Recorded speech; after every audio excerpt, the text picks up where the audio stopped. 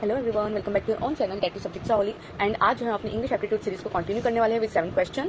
So the question is the rain comes dash the clouds. Question में बोला जा रहा है कि रेन जो है वो क्लाउड से डैश होती है। क्या होती है क्लाउड से भाई, क्या होती है देखते हैं। ठीक है, ऑप्शन है इन, नियर, फ्रॉम और अंडर। तो कौन सा क्वेश्चन का जो ऑप्शन है वो फिट बैठेगा। देखो बेसिकली क्वेश्चन को ध्यान से समझेंगे ऑप्शन के साथ। ऑप्शन है पहला इन ये सारी क्या है हमारी प्रीपोजिशंस है ना, प्रीपोजिशंस। ओके, तो इन जो है बेसिकली हमने प्रीवियस क्वेश्चन में भी हमने डिस्कस किया था। इनका जो है यूज किया जाता है वो किया जाता है किसके लिए, इन यहाँ पर यूज नहीं होगा। क्यों? क्योंकि इनका यूज किया जाता है किसी भी प्रोबेबली हम यूज करते हैं किसी भी चीज के अंदर कोई चीज होती है जब, जैसे कि I was in the hotel, कि मैं होटल में थी। I was in the washroom, मैं वॉशरूम में थी। या फिर fruits are in the box, की जो फ्रूट्स है वो बॉक्स में। तो बेसिकली किसी भी चीज में कोई चीज जब होती है तो हम इनका यूज करते हैं। तो यहाँ पर जो ऑप्शन है वो गलत हो जाएगा।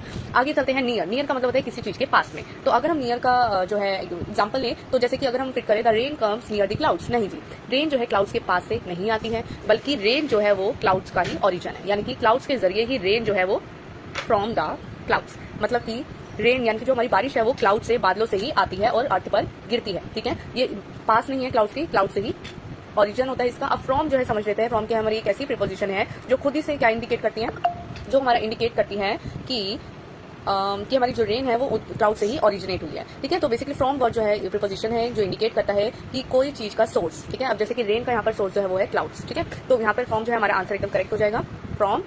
और लास्ट ऑप्शन हमारा करेक्ट क्यों नहीं होगा, क्योंकि अंडर, हमारी बारिश जो है वो क्लाउड के अंदर से नहीं आती है, बल्कि ये क्लाउड ही इसका ओरिजिन है, जैसे कि पहले बताया। और ये क्लाउड से ही जो है ओरिजिनेट होते हुए बेसिकली अर्थ पर गिरती है। ठीक है, सो आई होप आपको क्वेश्चन का आंसर समझ आया हो। Keep smiling and don't forget to like, share and comment. Thank you so much guys.